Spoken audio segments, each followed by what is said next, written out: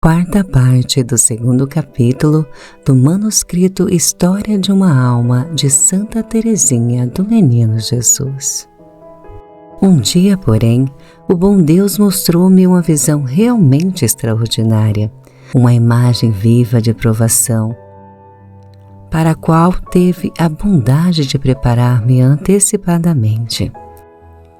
Estava papai de viagem desde alguns dias e demoraria ainda outros 2 antes de voltar. Seriam 2 ou 3 horas da tarde. O sol brilhava com viva luminosidade e toda a natureza parecia estar em festa. Estava sozinha à janela de um quarto que dava para o grande jardim. Olhava para frente com ânimo entretido em ideias risonhas, senão quando enxergo diante da lavanderia, que ficava bem de frente, um senhor em traje absolutamente igual ao de papai, com o mesmo porte e o mesmo modo de andar, só que era muito mais curvado. Encobria-lhe a cabeça uma espécie de avental de cor imprecisa, de sorte que não lhe podia divisar o rosto. Trazia um chapéu semelhante ao de papai. Eu o vi caminhar com passo regular, beirando o meu jardinzinho. No mesmo instante, apoderou-se de minha alma um temor sobrenatural, mas num átimo ponderei que indubitavelmente papai estava de volta e se escondia para me causar surpresa. Então chamei bem alto, com voz trêmula de emoção: "Papai! Papai!" Mas o misterioso personagem parecia não ouvir-me. Continuava seu passo regular, sem virar sequer para trás.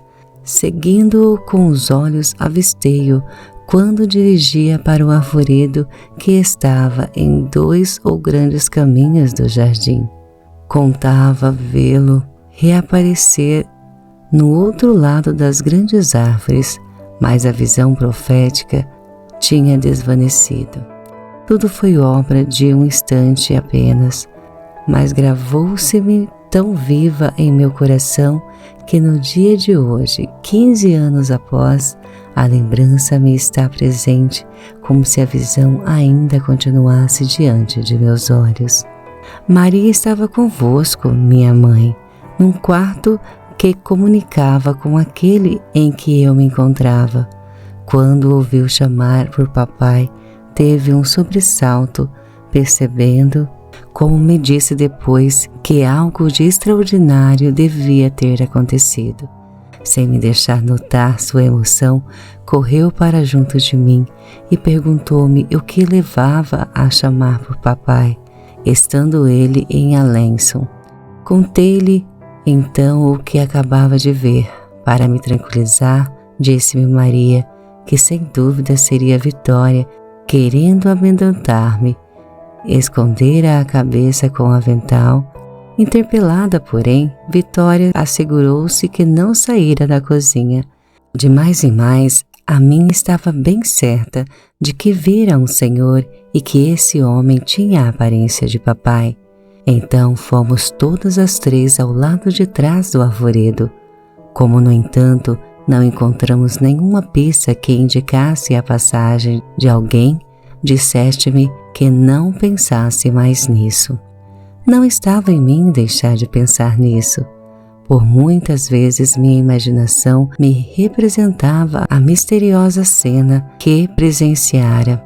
Muitas vezes procurei levantar o véu que me encobria o sentido, porque no fundo do coração guardava a íntima convicção de que a visão tinha um sentido que um dia seria revelado. Esse dia tardou muito tempo, mas depois de 14 anos, o próprio bom Deus rasgou o véu misterioso.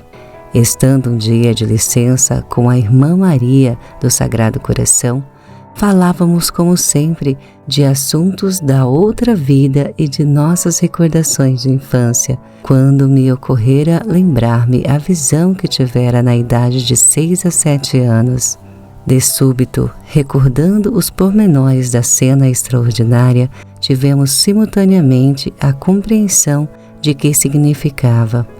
Era realmente o papai que eu tinha visto a caminhar curvado pela idade. Era ele mesmo que, no venerando semblante e na cabeça encanecida, trazia a marca da sua gloriosa aprovação. Como a face adorável de Jesus esteve velada durante a paixão, assim também a face do seu fiel servidor devia ficar velada nos dias de suas dores, a fim de que pudesse refugir na pátria celeste junto a seu Senhor, o Verbo eterno. Do meio dessa gloriosa e inefável, quando já reinava no céu, nosso querido Pai obteve-nos a graça de compreendermos a visão que sua rainhazinha tivera, numa idade em que não se teme uma ilusão. Foi em meio à sua glória que nos alcançou a doce consolação de compreendermos que, 10 anos antes de nossa grande aprovação, o bom Deus já nola dava a conhecer, à semelhança de um pai que deixa seus filhos entreverem o glorioso porvir que lhes prepara, comprazendo-se em avaliar de antemão as inapreciáveis riquezas que constituirão sua herança. Ah, por que foi a mim que o bom Deus comunicou tal iluminação? Por que mostrou à criança tão pequena uma coisa que não podia compreender, coisa que, se fosse por ela compreendida, viria a matá-la de dor? Por quê? Aqui está um dos mistérios que, sem dúvida, compreenderemos no céu e será objeto de nossa eterna admiração. Como o bom Deus é bom! Envia as provações na medida de nossas forças. Nunca, como acabo de afirmá-lo, poderia suportar a própria ideia dos amargos sofrimentos que o futuro me reservava. Sem frêmito, não conseguia sequer pensar em que o papai podia morrer. Certa vez, subir a ele ao topo de uma escada, como me encontrava justamente por debaixo, gritou-me: "Arreda-te, filhinha, se despencar, esmago-te." Ao ouvir isso, tive uma reação interior.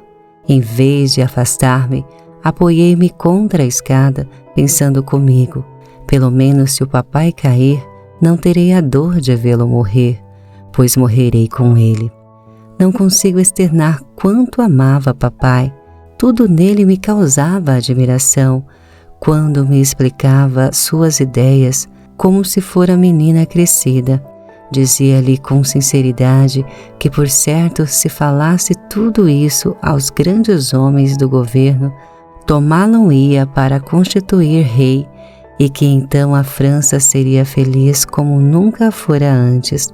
No fundo, porém, alegrava-me e disso me inculpava, como de um pensamento egoísta, por não haver ninguém senão eu que conheça bem papai, pois se viesse ser rei da França e de Navarra, sabia que daria por infeliz, porque tal é a sorte de todos os monarcas, e sobretudo porque já não seria o meu rei só para mim.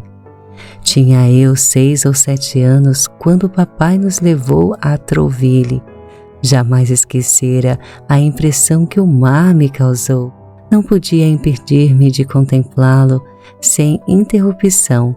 Sua majestade, o branir das ondas, a respeito da grandeza e do poder do bom Deus. Recordo-me de que, no passeio em que fazíamos pela praia, um senhor e uma senhora, como me vissem a correr alegre e ao redor do papai, aproximaram-se e perguntaram-lhe se eu era dele, dizendo que era uma menininha muito graciosa. Respondeu-lhe papai que sim, mas notei que lhes deu sinal para não me fizerem elogios.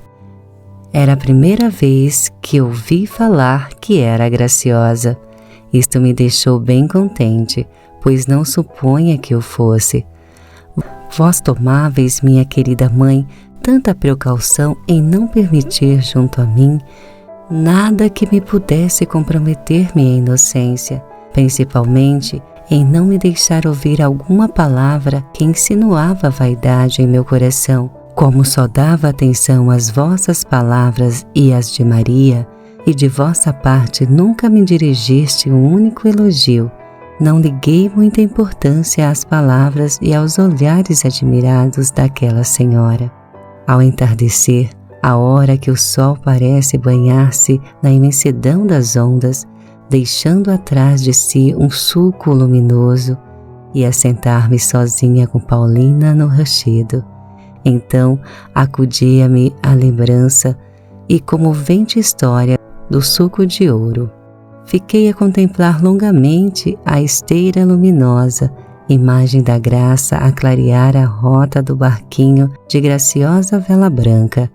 Junto a Paulina, tomei a resolução de nunca distanciar minha alma do olhar de Jesus, a fim de que navegue tranquila em direção da pátria dos céus. Minha vida deslizava quieta e feliz.